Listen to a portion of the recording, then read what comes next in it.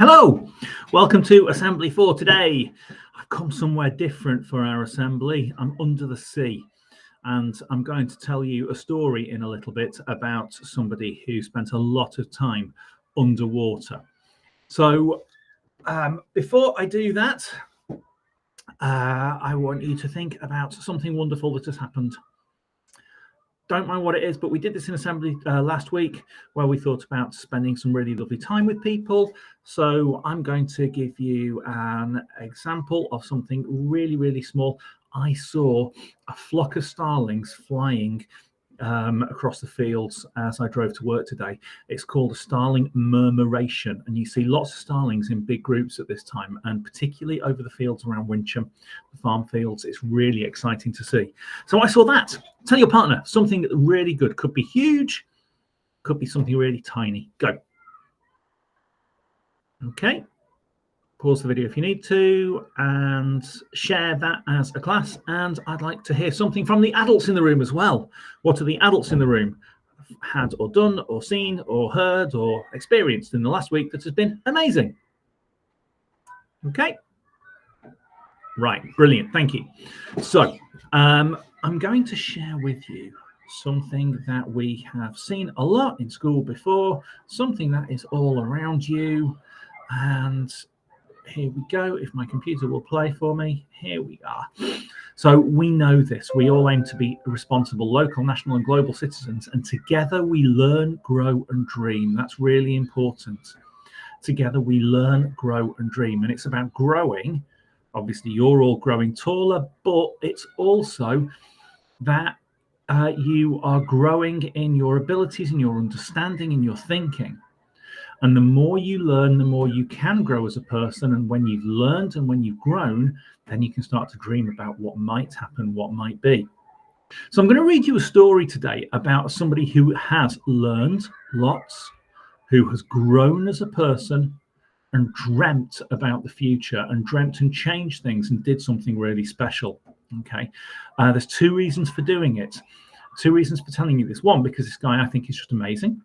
But two, it's a favorite book to use. And when I was a teacher, I loved using this story. So this is a story called Manfish, and it's a story about Jacques Cousteau. Okay, Jacques Cousteau, and you can see him in the picture here. Can you see why I had my under the sea view? Yeah, because Jacques Cousteau was under the water. Now, what's this yellow thing on his back in that tube? Does anybody know? Put your hand up and tell somebody in class. Okay, that's right. It's a scuba tank. So we'll find out about the scuba tank. So you can see him with his hands through the seaweed. So Manfish, a story of Jacques Cousteau by Jennifer Byrne and illustrated by Eric Piberay. There he is, right down low in the water, bubbles rising. Through the silence of the sea, silvery beads of breath from a man deep down in a strange and shimmering ocean land of swaying plants and fantastic creatures. A man-fish swimming, diving into the unknown, exploring underwater worlds no one had ever seen and no one could ever have imagined. Lovely bit of poetry to start the story. What can you see in the picture? Have a look at the really close details. We know we've got sea and sky. Look at some more close details. What can you find? Tell your partner. Okay. Well done. I can just see that splash of water there where he's throwing things into the water. Our story starts many years before in France with a little baby boy born under the summer sun. His parents named him Jacques. From the very beginning, little Jacques loved water, the way it felt on his hands, his face, his body. And water made him wonder. He wondered why ships floated, why he floated, and why rocks sank. There he is, swimming through. One day, Jacques read a story about a man who hid underwater by breathing through a long tube. And Jacques tried it and discovered it was impossible. He dreamed that someday he would be able to breathe underwater for real. But at night, Jacques dreamt he could fly, with the birds among the clouds, with his arms stretched out like wings. So have a close look at the picture. Look at some of the details. What sort of thing is Jacques interested in? Have a really close look. We've got the book. Is that saying C? I can't quite read that word. Down at the bottom. He's making a wooden boat. I wonder if you can see what the pictures are here. And that word says Nautilus. Nautilus. It's the name of the submarine in the book 20,000 Leagues Under the Sea, by Jules Verne. It's a really good story. Jacques spent his days playing, experimenting, and creating. He wrote little books that he illustrated with his own drawings, and he was fascinated by machines. He studied blueprints. He built a model of a crane that was as tall as he was and actually worked. So he's learning. He's growing as a person. He's dreaming about things. Movies fascinated Jacques too. He wanted to know how they were made, how the cameras worked, and how chemicals made pictures appear on the film. Jacques saved his allowance penny by penny until he had enough to buy a small home movie camera. The first thing he did was take it apart and put it back together. Then he began to film everything around him. He put his brother, cousins, parents, and friends in movies. He dressed up as a villain with a painted-on moustache and made some very villainous films. Jacques was always the star, the director, the writer, and usually the cameraman as well. That's just like some of you might be making films of yourselves. So there we go. We've got that picture of him as he's growing up. When Jacques finished school, he joined the French Navy. His ship sailed all around the world, and everywhere he went, he filmed what he saw. In China, he filmed men catching fish with their bare hands. They held their breath underwater for many minutes, and Jacques wondered what that would be like. There you go. Oh, sorry. You can see above the water, below the water, and some kind of ray. One day at a beach, a friend gave Jacques a pair of goggles with rubber frames and glass to look through. Jacques wore them into the ocean. Beneath the water, he was surrounded by silvery green forests of sea plants and fish he'd never seen before. Everything was silent and shimmering. It was a whole new world. A pair of goggles. Put your hand up if you've got goggles to use when you swim. Makes life much easier, doesn't it? When he came up, he saw cars, people, buildings, and telephone poles. Once again, he went below into the magical underwater world, and at that moment, Jacques knew his life was changed forever. His eyes had been opened to the wonders of the sea. So what's he done? Learned, grown, dreamt. Talk to your partner. Which one of those has he done? So I think that in that, Jacques has grown as a person. I think he has learned something, but he's realized there is this whole underwater world that he can explore. So he's changed as a person because he's realized that. So that's how he's grown above the sea and below the sea, the beautiful world below the sea. There you can see Jacques and his friends diving, wearing flippers. Jacques and his friends, Philippe and Didi, began to dive together. They experimented to see how long they could stay underwater and how deep they could go. Jacques created a waterproof case for his camera to film the amazing kingdom he and his friends were exploring beneath the surface. There you go. You can see them going right the way down to the bottom. It can be quite difficult, that, can't it, if it's really deep. They made rubber suits to keep themselves warm and flippers to help them kick better. But Jacques wanted to stay down longer than just one breath at a time.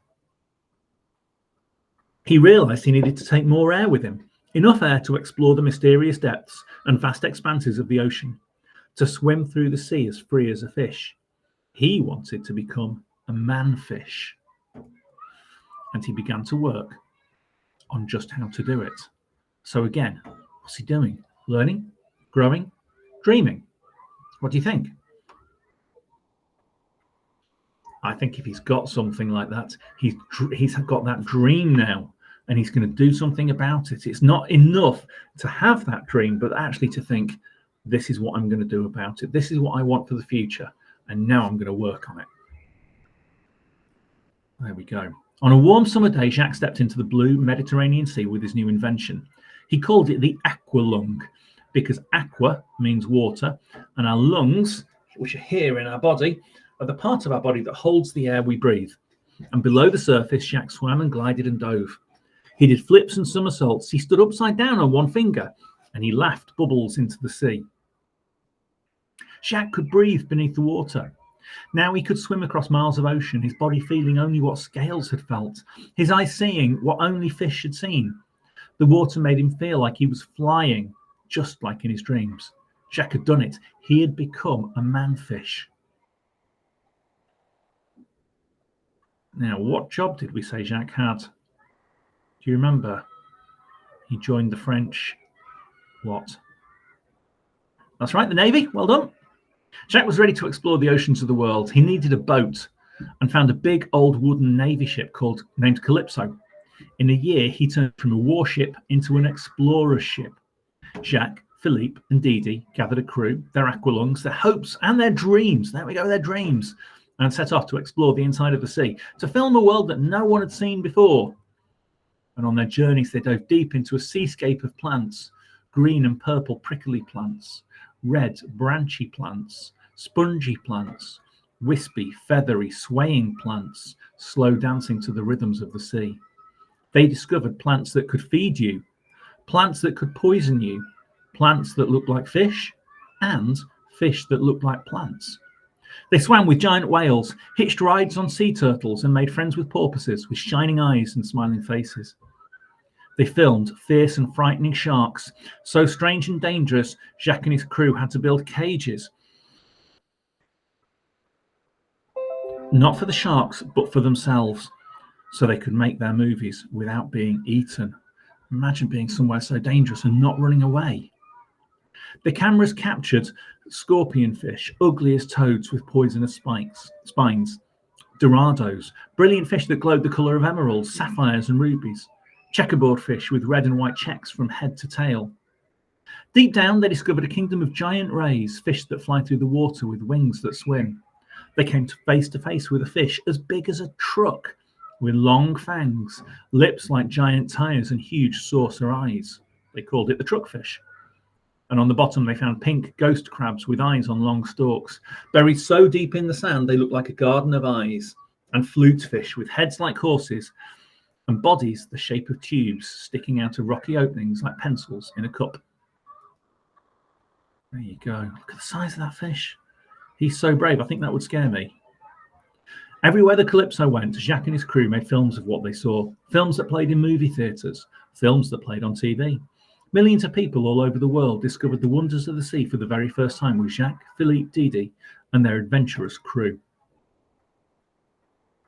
That does not look like good stuff under the sea. After Jacques spent most of his life making movies about the sea, he saw something happening, something shocking. Plants that used to be alive and healthy were being poisoned. Fish were sick and dying. Jacques saw that people, without realizing it, were slowly killing the sea and its creatures by dumping garbage and poisonous chemicals into the ocean he loved so much. Jacques knew what to do. He had to make movies, movies to warn people, movies to save the sea. And we've got that picture of people looking at dolphins in the sea, and a diver there in the corner. A lovely image. Jacques also spoke to presidents, to kings and queens, to people all over the earth, asking them to help save our oceans, our planet. And he spoke to children. Jacques dreamt that someday it would be you exploring worlds never seen, never imagined. Whole new worlds, silent and shimmering. Worlds that are now yours to discover, to care for, and to love. There we go. A real person, a real story. And that was Jacques' biography. And that picture, I love this picture. I love the way it's put together. I love the way it's, it's been described, and it's used to summarize the whole book, so it's not ending on a negative. And Jacques spent his life thinking about global goals, probably before, it was before global goals were invented or thought of, but he was thinking about life underwater. So even before the global goals existed, Jacques Cousteau was believing in them and thinking about them and talking to people about them. So it's really, really important. So we've had this amazing story of somebody who has learned and grown and dreamt. And assemblies for a little while are going to be about people who have learned and grown and dreamt, because it's really important to do that. It's really important to share a good story and to just enjoy a good book. And it's really important to think that one day you could do that too, because Jacques was exactly like you, that when he was at school, just interested in what was going on.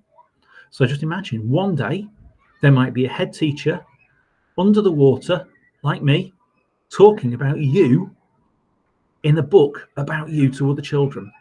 What are you going to do? Have a lovely day, guys. Bye-bye.